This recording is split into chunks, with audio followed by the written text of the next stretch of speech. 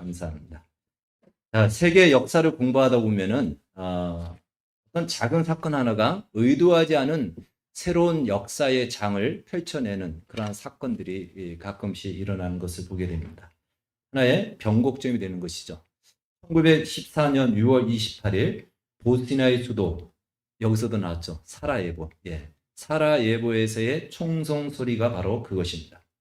당시 사라예보를 간접적으로 통치하던 오스트리아의 황태자 부부가 그곳에 군사 훈련을 참관하려고 오게 됩니다. 그리고 이제 그곳은 피지배 민족이 세르비아계 민족들인데, 세르비아계 민족들은 항상 불만을 가졌고 거기에 조직이 있었고, 그 조직 중에 한 청년이, 20살짜리 청년이 이 황태자 부부를 마침내 암살을 하게 됩니다. 총을 쏴서 총성소리로 둘 다 거기서 죽게 됩니다. 결국 이 사건을 위해서 오스트리아는 이제 이 세르비아계가 있는 이 세르비아를 공격하게 되고, 사라예보를 공격하게 되고, 이 전쟁은 오스트리아를 지원하던 독일이 함께 싸우게 됩니다. 그리고 세르비아계를 지원하던 러시아와 영국, 프랑스가 연합군이 되어서 전쟁을 하게 되는데, 이것이 1차 세계대전이 시작되는 것입니다. 그리고 이 1차 세계대전 이후로 패배한 독일이 20년 만에 다시 그걸 기점으로 해서 2차 세계대전을 일으키게 되는 것이죠. 결국 그 총성 소리 하나가 1차, 2차 세계대전이라는, 1차 세계대전의 사망자 수가 약 1,000만 명, 2차 세계대전의 사망자 수가 7천만 명이라는 어마어마한 역사의 변곡점이 되는 바로 그런 비극의 총성 소리였다, 이렇게 볼 수가 있습니다. 바로 근대의 세계 역사가 바뀌는 그 중심에 바로 이 사라예보의 총성 소리가 있었듯이, 수천 년의 인류 역사, 그 바뀔 수 없는 운명을 가지고 내려오던 인류 역사 속에 그 역사를, 그 인류의 운명을 바꾸는, 그것을 뒤바꾸는, 그 역사를 새롭게 바꾸는 바로 그 변곡점의 한 문구, 그것이 오늘 로마서 3장 21절에 나오는 말씀입니다. 그래서 저는 오늘 이 본문은요, 성경 중에서 복음 중에 복음이다. 그래서 복음의 정수라고 이 제목을 정했습니다. 오늘 우리가 읽은 말씀, 제가 읽은 말씀 안에 보면은요, 3장 21절에는 이제는 하고 나오는데, 그 앞에 사실은 원문에는 그러나가 있습니다. 그러니까 그러나 이제는 율법 외에, 이렇게 시작되는 것입니다. 이 문구만 봤을 때는 이것이 무슨 대단한 문구인가라고 여겨질 수 있겠으나, 그 말씀을 전과 후로 살펴본다면 이 말씀은 수천 년의 인류의 운명을 가지고 왔던, 그 지니고 왔던 역사를 새롭게 바꾸는, 마치 부정적이었지만 이 사라예보의 총성 소리는 그런, 여기서 반대로 긍정적으로 그러한 새로운 역사를 펼치고 여는 서막과도 같은 그러한 문구, 그러한 소리, 바로 그것이 그러나 이제는 율법 외에라는 것입니다. 그래서 세상은요, 로마서 3장 21절에 그러나 이제는 율법 외의 이전의 세상과 그러나 이제는 율법 외의 이후의 세상으로 나뉘어진다는 것입니다. 그전 세상을 사는 사람들은 지금도 있습니다. 그러나 그 세상에서 벗어나서 그러나 이제는 율법 외에 그 뒤에 나오는 세상을 사는 사람들이 있다는 것이죠. 이렇게 두 세상으로 나눠지게 되는 것입니다. 그러면 바로 그 이전의 세상은 어떤 세상이었을까? 3장 9절은 이렇게 선언을 하죠. 로마서 3장 9절 말씀 우리 한번 같이 읽겠습니다. 시작. 유대인이나 헬라인이나 다 죄 아래 있다고 우리가 이미 선언하였느니라. 이미 선언했습니다. 유대인이나 헬라인이나, 이것은 모든 사람을 말하는 것이죠. 온 인류, 세상을 말하는 것입니다. 세상은 모두 죄의 지배 아래 있다라는 것입니다. 죄의 지배 아래 있는 세상을 로마서 3장 11절에서 18절이 묘사하고 있는 것입니다. 그 세상의 죄의 지배 아래 있는 세상은 어떤 세상인가? 의인은 없는데 한 명도 없고요. 사람들, 이 죄가 무엇인지 깨닫는 자도 없고 하나님을 찾는 자도 없고 다 치우쳐서 하는 일마다 무익한 일을 하고, 그리고 선을 향하기는커녕 그들의 목구멍은 열린 무덤이며, 그리고 그들의 혀로는 속임을 일삼고 입술에는 독사, 독과 저주와 악독이 가득하고 그 발은 피 흘리는데 빠르며 마침내 파멸에 이르면서도 하나님을 두려워하지 않는 세상, 바로 그것이 로마서 3장 21절 이전의 세상이라는 것입니다. 죄의 지배 아래 있는 세상, 그런 세상은 결국 어떻게 됐죠? 그것은 바로 하나님의 심판 아래에 있는 세상이 되었다라는 것입니다. 사실은 하나님께서요, 유대인에게는 율법을 주셨고, 율법은 성문화된 양심이다라고 말할 수 있고요. 이방인에게는 그럼 아무것도 주지 않았습니까? 아니에요. 이방인에게는 내면화된 율법인 양심을 주셨습니다. 그래서 율법과 양심을 통해서 인간이 어떻게 살아야 되는지, 무엇은 하며 무엇은 하지 말아야 되는지를 사실은 율법을 통해서 주신 거예요. 인간의 본분이 무엇이며 인간의 가치가 무엇인지를 주셨는데 아무도 이 율법과 양심을 따라 살지 않았다는 것입니다. 그래서 결국은 그 율법과 양심의 판단을 받아야 되는 운명에 처해 있는 세상, 그것이 바로 그러나 이제는 율법 외에 이전에 바로 세상이었다는 것입니다. 19절 말씀에 보면요, 19절 말씀에 보면은 율법 아래에 있는 자들은 사실은 율법을 지키면 상을 받고 율법을 어기면 벌을 받게 되어 있습니다. 그것이 하나님이 일반적으로 세상을 통치하시는 방식입니다. 잘하면 상을 받고 못하면 벌을 받는 것입니다. 그것이 맞는, 이방인에게는 그것이 양심으로 주었다 그랬죠. 그런데 어느 누구도 이 율법을 자신 있게 지킨 사람이 없다라는 것이에요. 나는 율법을 내 양심대로 살았습니다 라고 이야기할 수 있는 사람이 한 명도 없다라는 것입니다. 어겼습니다. 다른 말로 법을 다 위반했습니다. 우리가 법을 어길 때 위반한다 이렇게 말을 하죠. 그 위반이란 말이 맡을 위자에 배반할 자의 반입니다. 그러니까 믿고 맡겼는데 맡긴 것을 배신한 거예요. 배반한 거예요. 그게 위반입니다.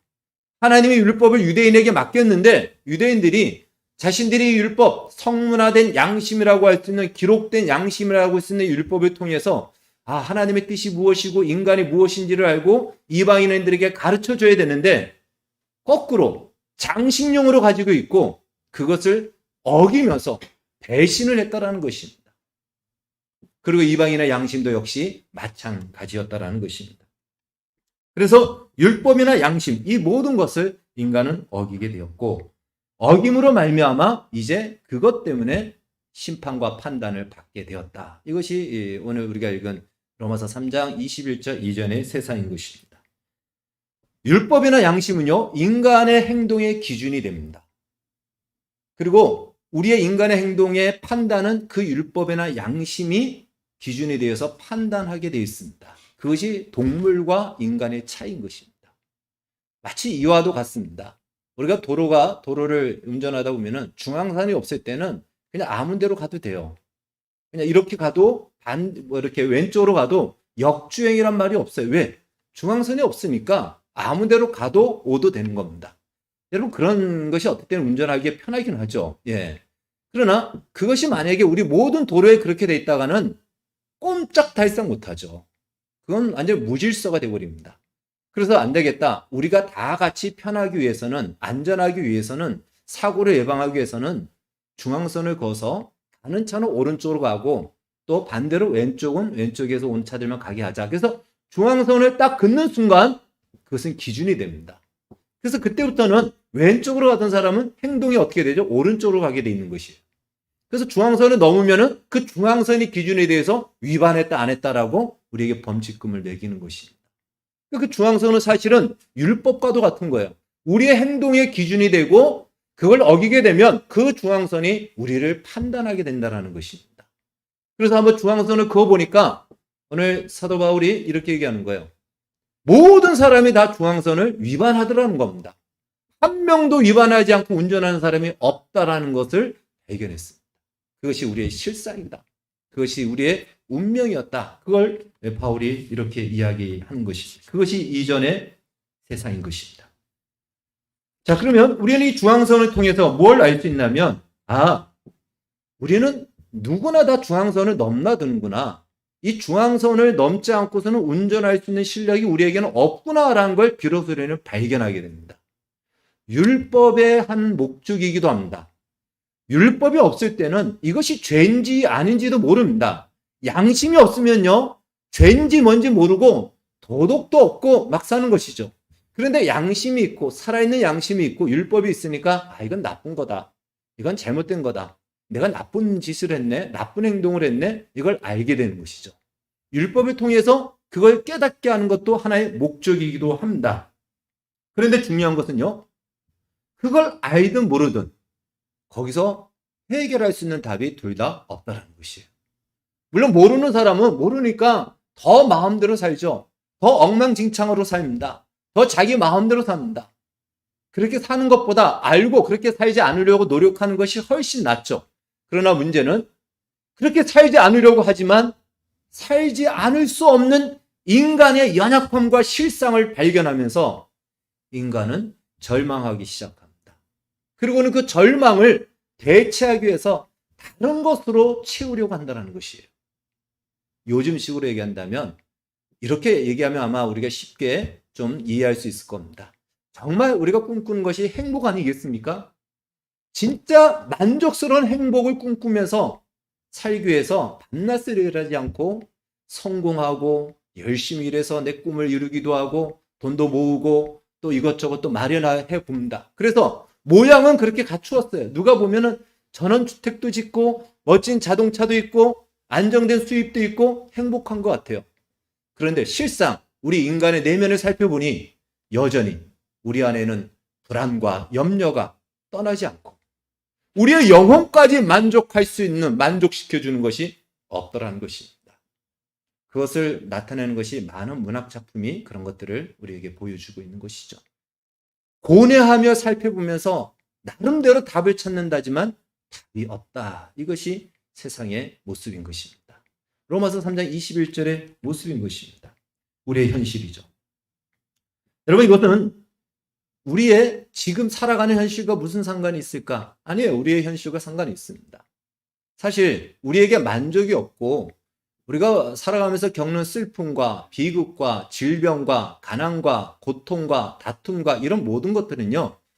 그냥 온 것이 아니고 죽음이라는 그 깊은 골짜기에서 나오는 하나의 아류의 줄기, 지루인 것입니다. 큰 강에 있으면 그 지류들이 있죠. 그 지류 중에 하나가 나오는 것들이 바로 그 지류가 하나 흘러와서 우리의 현실 속에 와 있는 것 중에 하나가 바로 우리가 이 땅을 살아가면서 겪는 여러 가지의 참으로 고민할 수밖에 없는 현실이라는 거예요. 죽음을 두려워하고 질병이 오고 또한 가난이 오고 고통이 오고 다툼이 있고 이런 것들이 그냥 있는 것이 아니고 죽음에서 나오는 하나의 지류가 우리 안에 와 있기 때문에 이걸 우리가 해결할 수 없다는 것이에요. 결국 이 지류를 따라서 우리는 시간이 지나면 어디로 가죠? 이 원천인 죽음의 자리로 들어가야 되는 것입니다.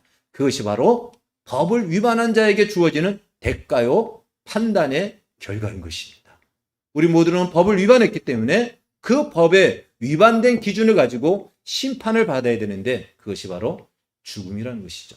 그래서 이 말은요, 어떤 죽고 나서 혹은 어떤 종교의 이야기가 아니고 지금 오늘 우리의 이야기. 여기는 복음의 이야기는 죽고 나서가 아니고 지금 나의 이야기입니다. 우리는 지금 로마서 3장 21절 이전의 세상에 살고 있다는 것이에요. 구원을 받았음에도 불구하고 여전히 우리는 그 안에서 구원이 저기 있다라는 걸 아는 것으로 그냥 끝나고 거기서 멈춰버리고 있기 때문에 그 현실을 살고 있다는 것입니다. 무엇으로도 이 현실을 벗어나게 할 수 없고 누구도 이 현실에서 벗어날 수 없습니다. 로마서 3장 21절 이전의 세상입니다. 이것은 마치 이런 것과 같습니다. 두 사람이 깊은 구덩이에 빠졌습니다. 100m 깊이에 빠졌어요. 도저히 올라올 수 있는 방법이 없습니다. 그런데 그 중에 내려가면서 한 사람이 거기서 떨어지면서 50m 지점에 사다리가 있다는 걸, 아니 50m 지점에 비상구가 있다는 걸 보고 내려왔습니다. 한 사람은 아예 그것도 몰라요. 내려와가지고 그냥 도저히 올라갈 희망 없이 살아갑니다. 어차피 못 올라가니까 될 대로 되라는 식으로 살아갑니다. 한 사람은 아니야, 100m까지는 아니라도 50m 지점에 가니까 비상구가 있는 거 내가 봤어. 희망이 있죠. 그 사람에게는 50m만 가면, 100m는 못 가도 50m만 가면 살 수가 있어. 희망을 전해줍니다. 둘 다 희망을 가질 수 있습니다. 그러나 중요한 것은 그 50m까지도 못 가는 것이 우리의 실상이라는 것이에요. 차라리 몰랐다면 그냥 될 대로 되라는 대로 사는데 알았기 때문에, 그것을 알았기 때문에 더 큰 절망 속에 살아갈 수가 있다는 것이죠. 그것이 바로 로마서 3장 21절의 이전의 세상입니다. 대부분의 사람들은 모릅니다. 그러나 그중에 깨어난 사람들, 특별히 수련을 하고 수도를 하고 인간의 그 내면을 깊이 연구했던 사람들은 알았다라는 거죠. 아, 우리는 죄인이구나. 인간은 약한 존재이구나. 이거 알았지만 문제는 무엇이죠? 여기서 어떻게 벗어날까? 답이 없다라는 것이. 절망할 수밖에 없어요. 그래서 세상은 그 절망을 대체하기 위해서 무엇으로? 다른 것으로 채웁니다. 그래. 다른 것으로 채우면서 마치 그것이 우리의 인간의 위대함과 그리고 우리가 꿈꾸는 행복을 가져다 주는 것처럼 모양을 취하기 시작하죠. 그것이 무엇이죠? 바로 세상에서 말하는 성공이고 자아실현이고 쾌락이고 명예고 업적이고 뛰어난 기술이고 이런 것들이죠. 이런 것들을 하면 그래 우리 인간이 위대하지 않겠어? 그래 우리 인간이 이 정도 되면은 행복한 그 자리에 들어가지 않을까? 라고 인류의 역사는 지금까지 발전해 왔지만 여전히 우리 안에 해결되지 못하는 더 큰 갈등과 고민과 고난은 여전히 우리에게 남겨져 있다는 것입니다. 자, 바로 그러한 상황에서 로마서 3장 21절에 와서 심상치 않은 접속사가 등장하는 것이죠. 그러나 이제는 율법 외에. 그동안은요, 율법을 지키는 것만이 유일한 희망이었습니다. 그래, 율법을 지키면 우리는 이 한계에서 벗어날 수 있어.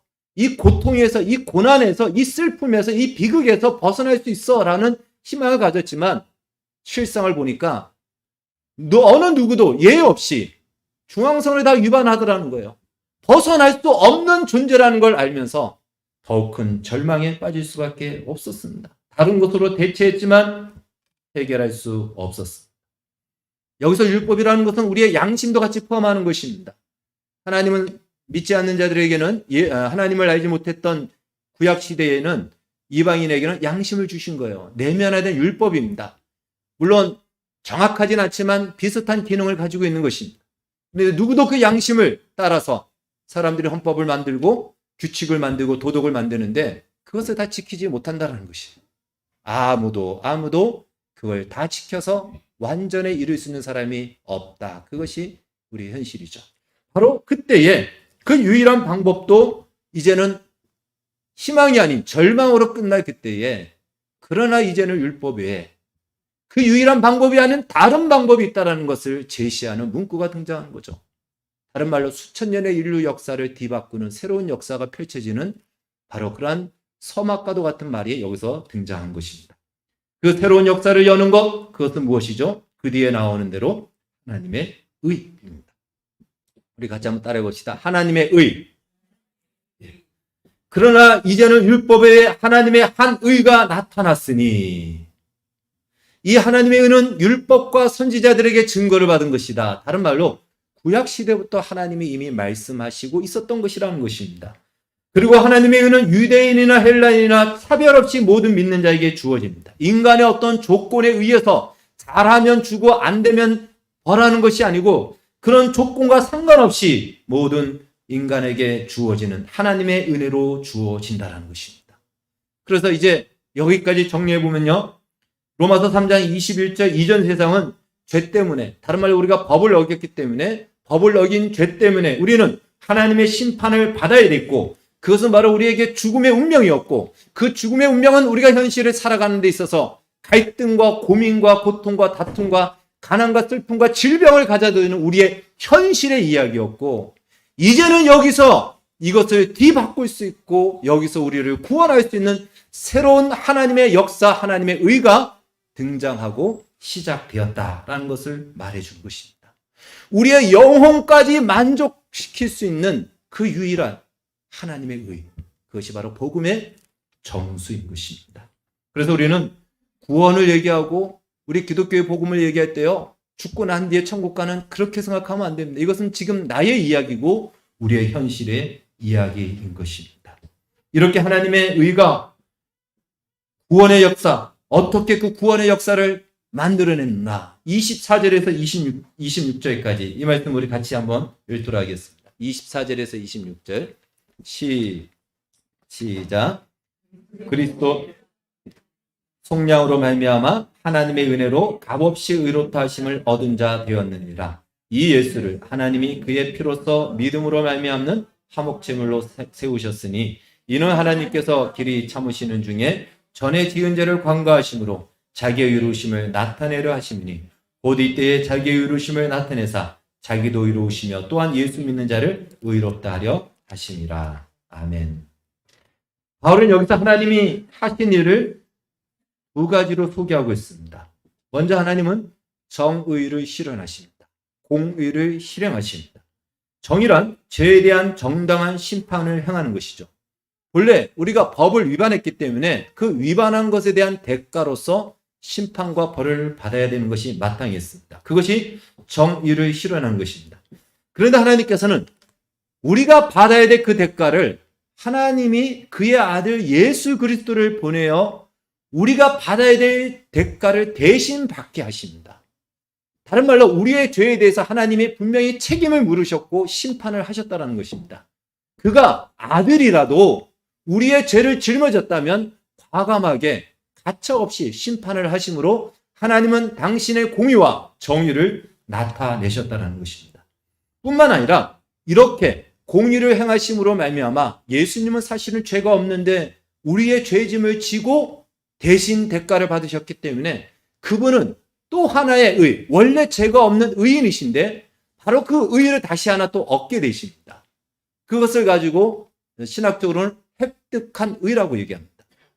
획득한 그 의를 하나님께서는 우리에게, 죄의 면제를 받은 우리에게, 그냥 보통의 사람인 우리에게, 아무것도 아닌 우리에게, 의를 행하지 않은 우리에게 의의 옷을 입혀줌으로 말미암아 우리를 의인으로 칭하여 주셨다는 것입니다. 이렇게 하신 근거가 무엇이죠? 그것은 바로 에베소서 1장 3절에서 말씀하고 있는 우리를 향한 하나님의 사랑입니다. 그러니까 하나님은 하나님의 그 사랑하심으로 하나님의 의를 행하게 하셨고 그 의를 행함으로 말미암아 우리의 죄의 문제를 해결하셨고 우리를 의인의 자리까지 이르게 하는 하나님의 사랑과 의가 동시에 나오고 나타나고 그 역사를 이룬 세상. 그것이 바로 3장 21절 이후에 나오는 24절에서 26절에서 말하고 있는 하나님의 의라는 것입니다. 하나님의 사랑, 그 사랑입니다. 어떤 사랑이죠? 그 사랑은요, 단순히 우리를 불쌍해서, 그냥 우리가 불쌍해서 거린에게 동냥하는 그 사랑이 아니고요. 하나님의 영광에 동일하게 동등한 자격으로 참여할 수 있는 그 자리로 우리를 부르신 사랑입니다. 마치 신랑이 신부와 함께 동일한 그 영광과 신랑에게 주어진 것들을 함께 누리는 즐거움을 얻고자, 그 즐거움을 함께 나누고자 우리를 그 자리로 부르시는 그 사랑, 그 사랑으로 우리를 의롭게 하셨다라는 것입니다. 이것이 바로 하나님의 의라는 것입니다. 따라서 이 하나님의 의는요, 복음의 정수예요. 복음의 키입니다. 여기에는 하나님의 의 안에는 하나님의 복음의 내용이 엑기스처럼 담겨져 있는 것이에요.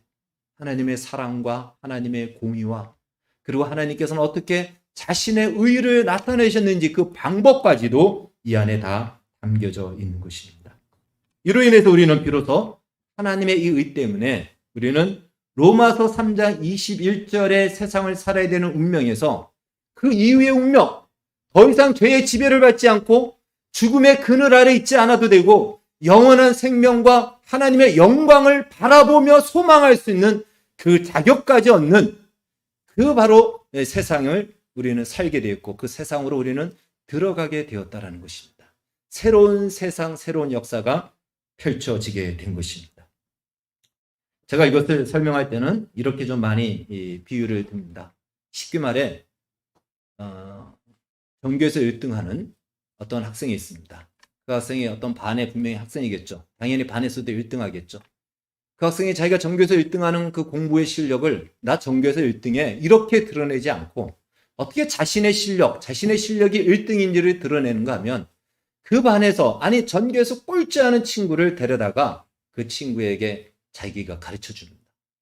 그 친구 공부하기 싫어하겠죠. 달래서 공부하라고. 으름장을 놓을 때도 설득하면서 맛있는 거 사주면서 공부하게 해서 마침내 전교 꼴찌가 그 다음 기말고사에 올백을 맞게 합니다. 어떻게 그렇게 됐지? 누가 걔를 가르쳐줬대.